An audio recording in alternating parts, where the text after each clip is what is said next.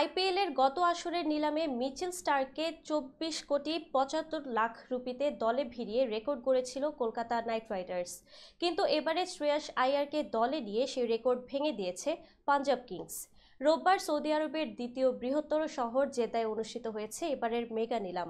আর যেখানে 26,75,00,000 রুপিতে শ্রেয়াস আইয়ারকে দলে নিয়েছে পাঞ্জাব কিংস। 2 কোটি রুপি ভিত্তি মূল্যতে নিলামে উঠেছিলেন আইয়ার।